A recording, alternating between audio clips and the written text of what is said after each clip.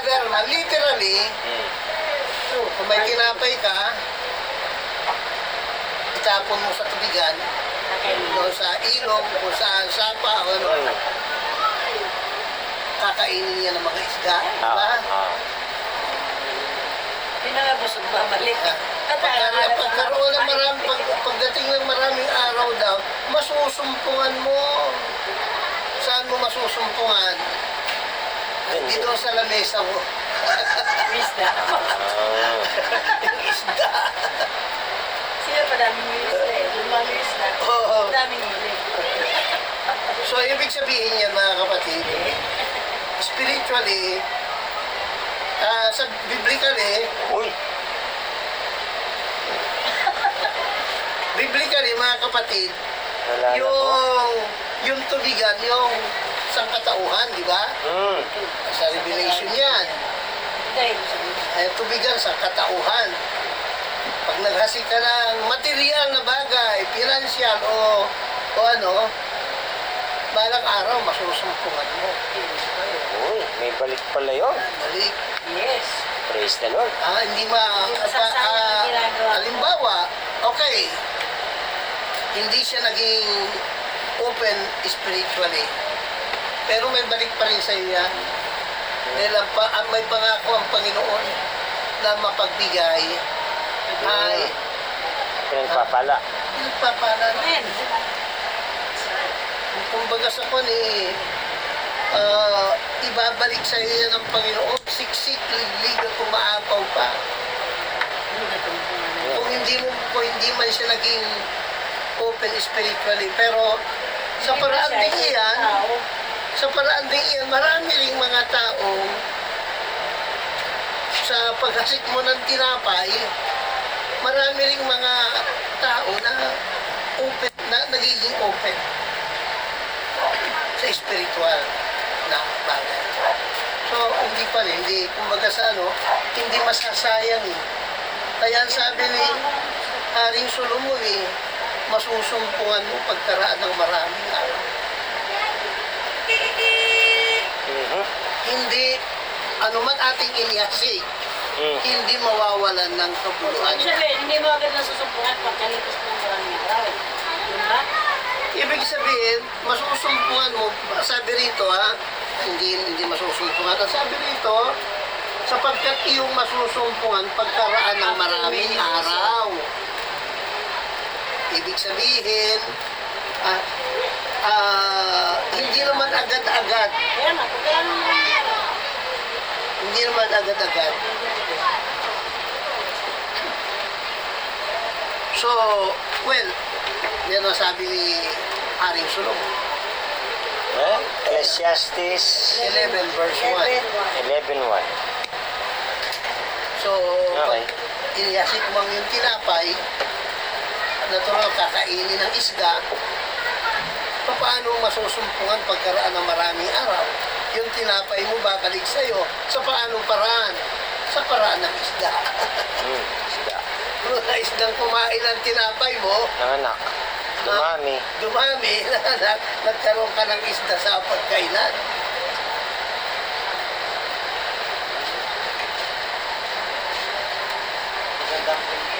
Ha? Ano? Nahuli niya, no? Brad. basahin kayo, pag-aralan kayo natin. Maganda doon sa pre-level na po. Ganon din, pagdating sa paghuli ng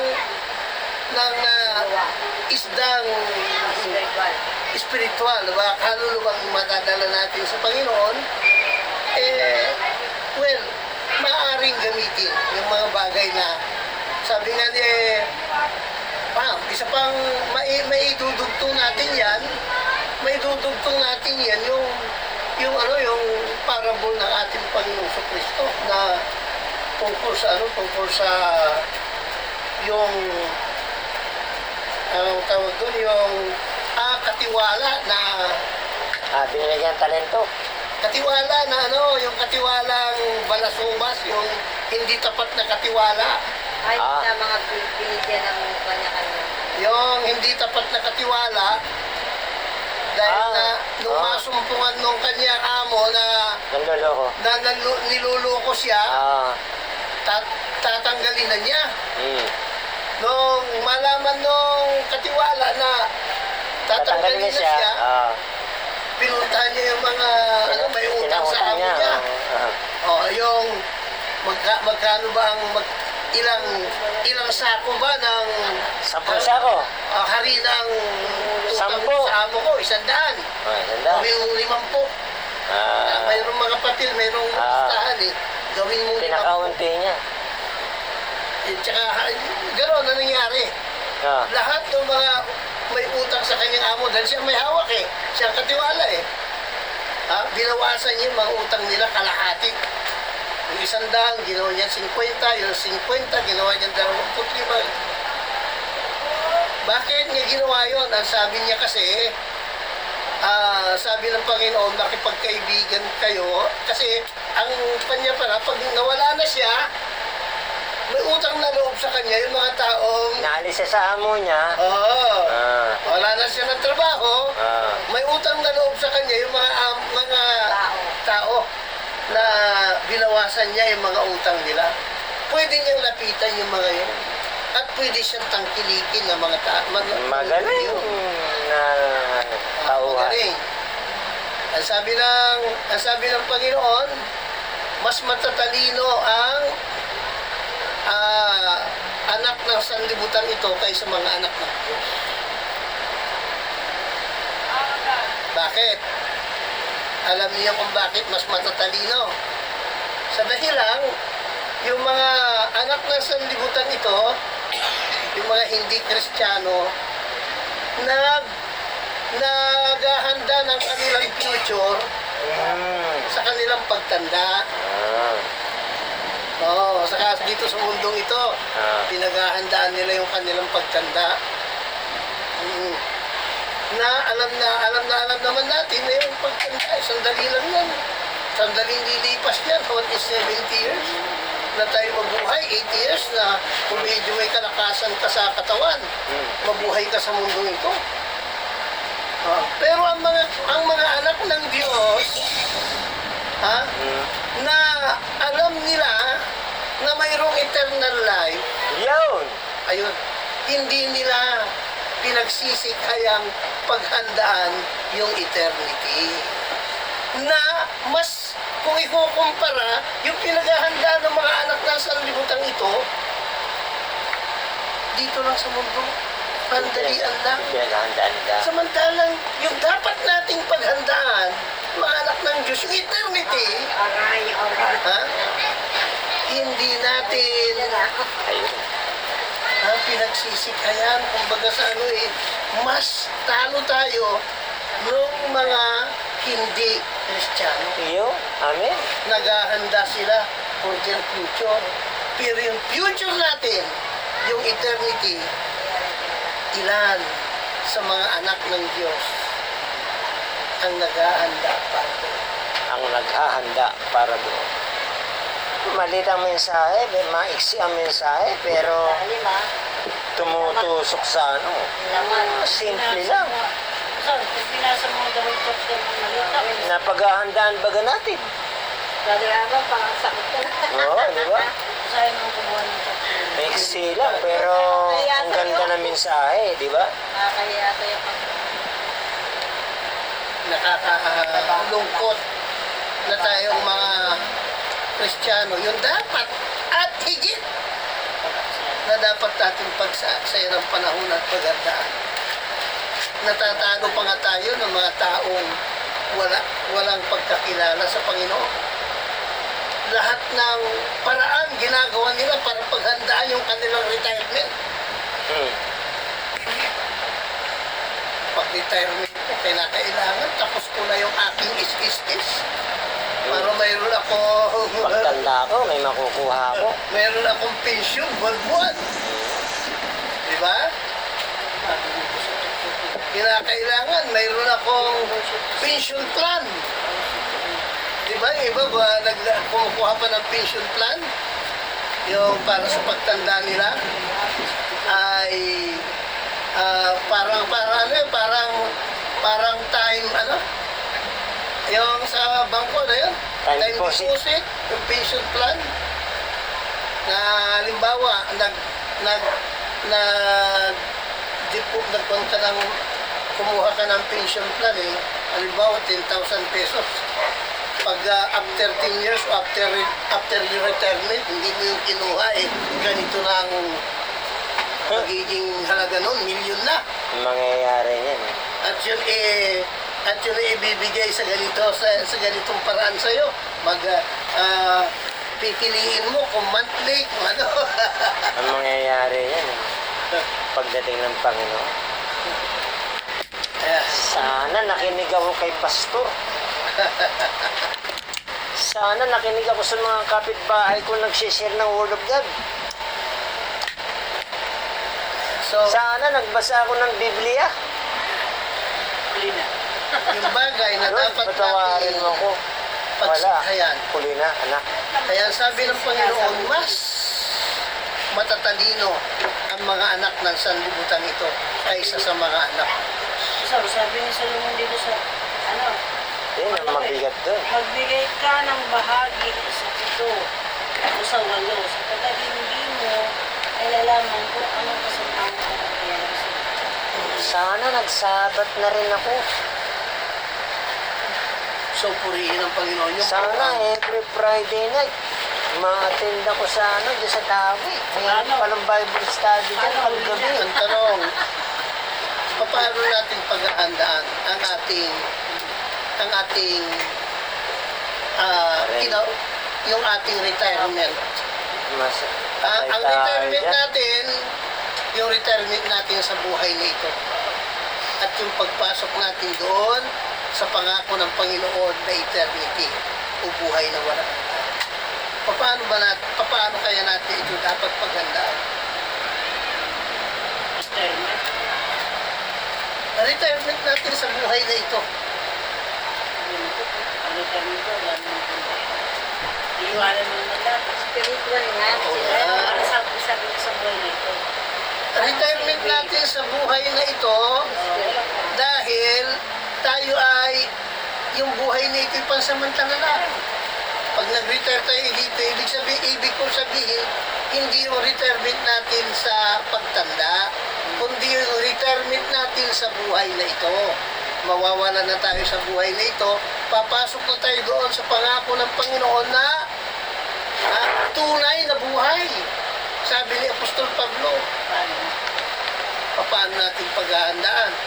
Simple lang. Ang sabi ng Panginoon, huwag kang mag-ipon ng kayamanan sa mundong ito na kinakalawang, binubugbog at ninanakaw. Ang pag-ipunan natin yung kayamanan sa langit na hindi nabubugbog, hindi ninanakaw, hindi kinakalawang. Ano kaya yung kayamanang iyon? Kaluluwa.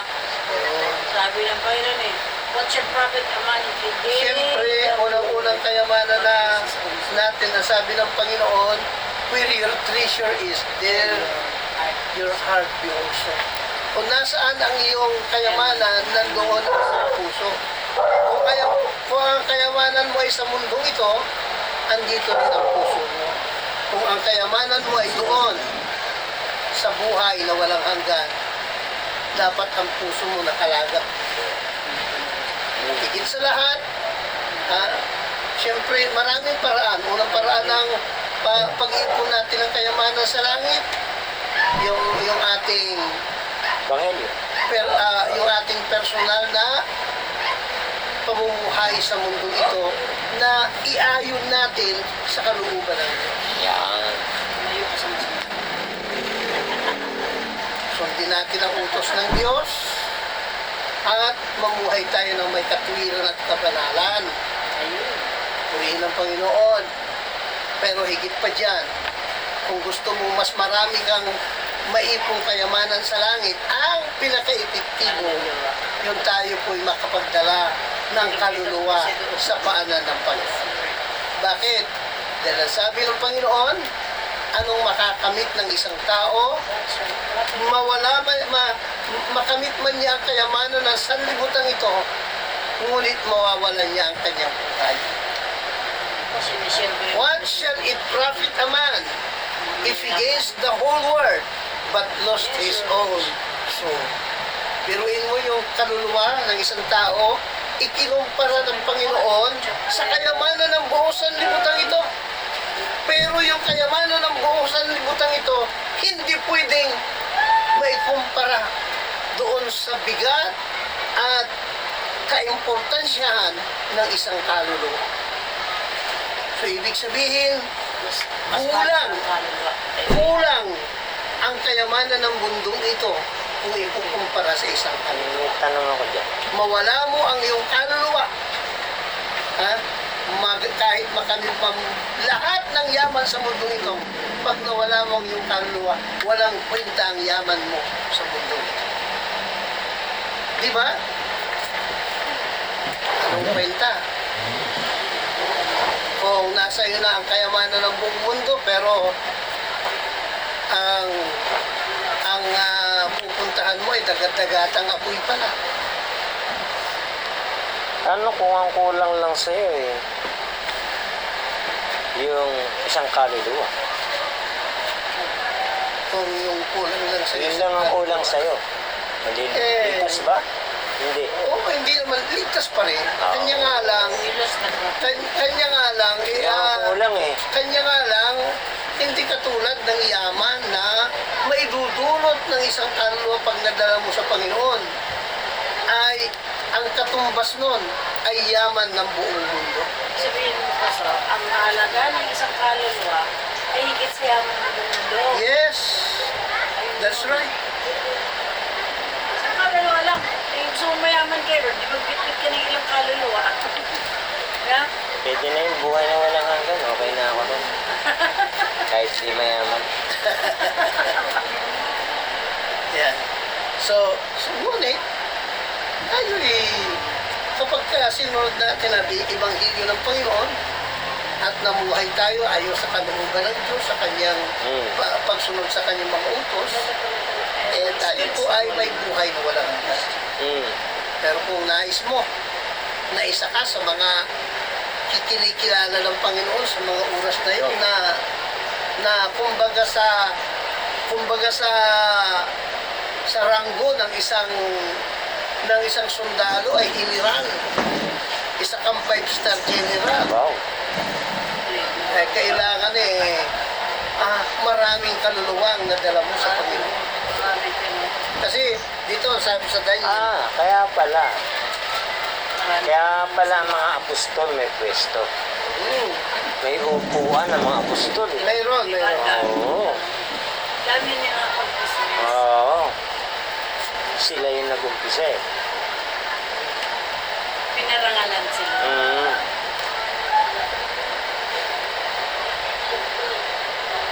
Ito, sabi dito sa 12:3 Okay lang naman, basta nasa Brother likod Arman, ako. pakibasa ngayon Okay Daniel lang. 12 verse 3. Kaso wala Brother Arman, pakibasa ngayon Kaso wala akong Daniel salamin. 12 verse 3. Sino? Tuloy eh. Daniel 12 verse 3. Si Brother JP. Ayan. Kalimutan ko yung antipara ko.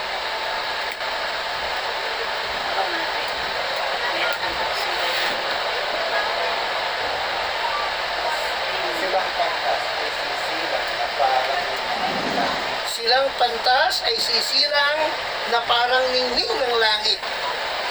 Silang mga gagawin ng lahat, nakapihirap, ay parang mga bibig. Basta kayo. Yan. At silang mga babalik ng marami sa katwiran ay parang mga bituin magpakailanman. Marami kang nadalat na ibalik sa Panginoon sa landas ng katwiran. Ang sabi ng Biblia, sila'y magiging parang bituin magpakailanman. Yung gumagawa ng katuwiran. Nagbabalik ng mga taong liko sa katwiran. Sabi rito, sabi rito, silang nagbabalik ng marami sa katwiran ay parang mga bituin magpakailan. Na marami kang kaluluwang nadala sa landas ng katwiran, na ibalik mo sila sa landas ng katwiran. Eh magiging parang bituin ka Ibig sabihin nagniningning ka. Panginoon, iba yung ningning mo. Kasi sa araw na yun, tayong lahat ay Star. may kanya-kanyang liwanag. Oh, Mas maningning yung tao ngayon. parang ano ah. Philips. Mas maningning siya. Mga kapatid, Eh, ha? Mas marami pa kapalang nadalang kaluluwa na ibalik sa katwiran. Eh, mas maningning ka pala. galing. And Sana- they that devise Sana magawa natin yun. shame is the brightness. At marami sa kanila, sabi rito, silang mga pantas ay sisirang na parang miring lang ng langit. Sino ba itong mga pantas na ito? Siyempre, yung mga wise virgin. Yan. Dalawang klase eh. Ten virgin. Brother Arman eh. May wise virgin, may foolish virgin eh. Mm. Alam mo bang parehong virgin iyon? Silang pantas ay sisira. Ibig sabihin, parehong naglingkod sa Panginoon. No? Parehong Kristiyano yon. Mhm. Ha? Pero may wise, may foolish. Ba, yun nangyari sa pulis. Parang ano ah. Hindi ka na, hindi. Nakapasok eh. Hindi nakapasok ah.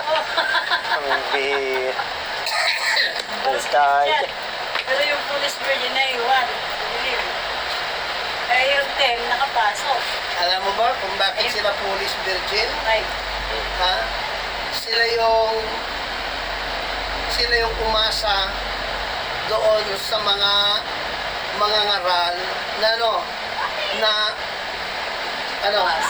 nagtitinda ng ang Apoy?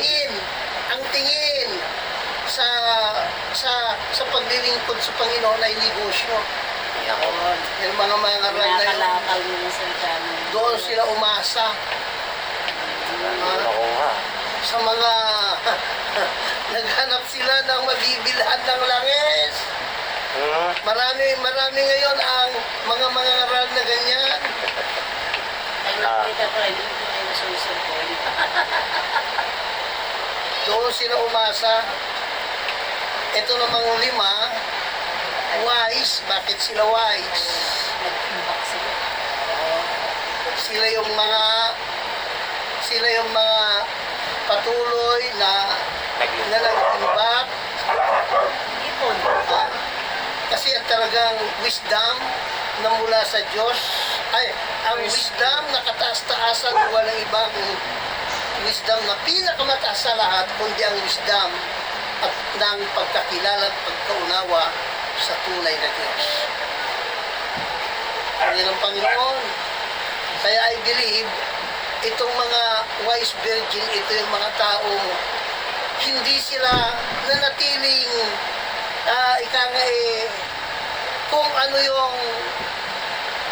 kung ano yung in sa sanlibutan ito. Kumbaga sa Uso. uso sa sanlibutan ito. Sila ay patuloy na nagsaliksik, na naunawaan nila ang salita ng Diyos. Marami sila na impact na kumbaga sa napuno sila ng tunay na karunungan mula sa Diyos. Hindi sila sumasagot.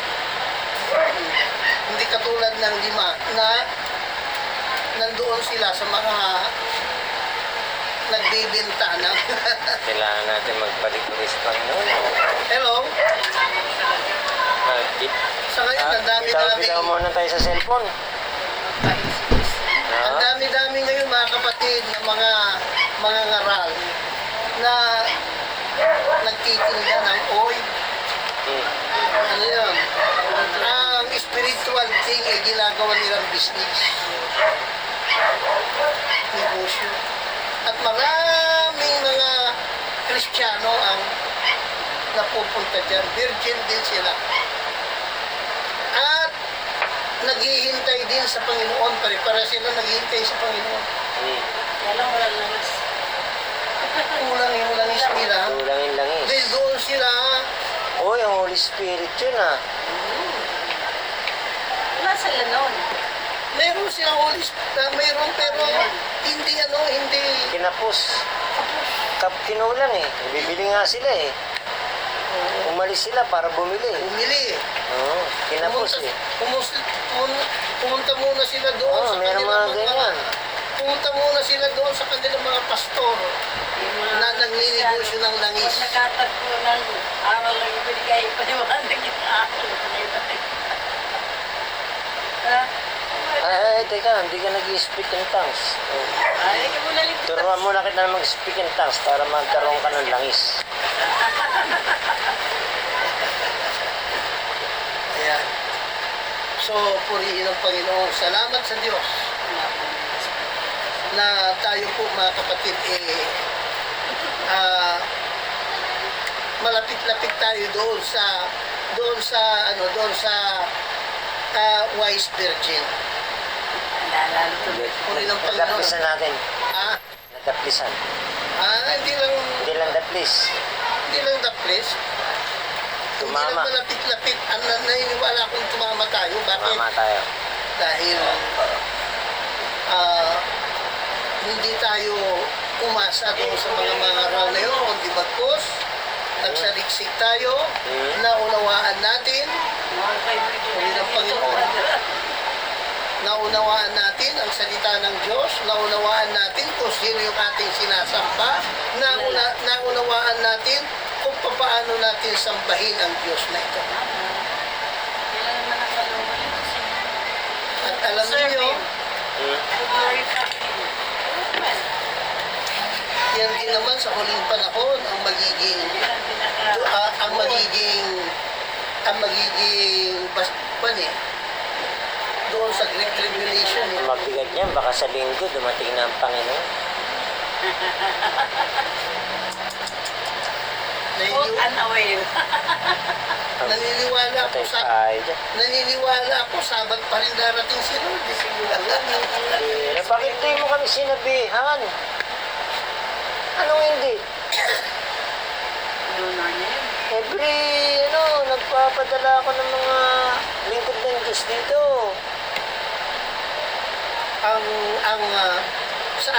Sa atin naman mga kapatid,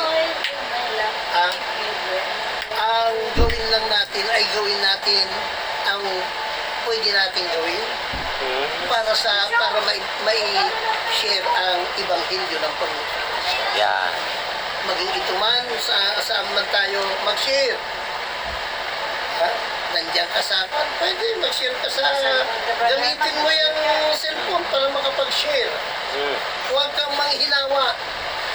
Dahil naniniwala ko, yung tinapay na yan na inihasik mo, hindi man ngayon yan babalik sa'yo sa darating na araw. Ang sabi ni Haring Solomon masusumpungan mo yan pagkaraan ng maraming araw. Huwag ka lang manghinawa. Tuwing cast them upon the waters. Tanim na tanim. Tanim. Magtapon ka lang na Teka, magtapon. sino ba? Si Simon. Magtapon na Simon. magtapon. Habang maliit pa. Disciple mo. Oo, si Simon. Cast them upon the waters. Magtapon ka lang. Hindi, may pinapakabisado ko ron eh. Busy pa si Simon yun sa mga. Yun ang sinasabi ko. Ayun nga Hindi yun. Pepe, kasasabi lang oh. Kaya nga eh. Kaya nga. Ganyan na pagtutunan na magbabasketball ako. Hindi, sabihin mo. Sabi ni Tito Arman mo, kabisaduhin mo raw yung yung pinabibigay sa'yo. May kasalanan din ako tigil ko na. Sa cellphone ko lang kasi pinapabasa. Hindi. Dapat Ipaano mo? Ang dapat pa ganyan, naka-print sa LinkedIn. Hindi. Bukas, di pagagising mo ng umaga, ipaano mo na, pa-xerox mo na. Para, Okay, so purihin ng Panginoon mga kapatid. Thus, thy break para on the kahit pa waters. paano, di dalawa tayo dyan. Accountable tayo dyan. Thus thy bread upon the waters, and you shall find it after many days. Ang sabi ni Haring Solomon. Tsaka yung ano, magaling yun. Michelle Pfeiffer. Anak ni Daya din. Si Ella.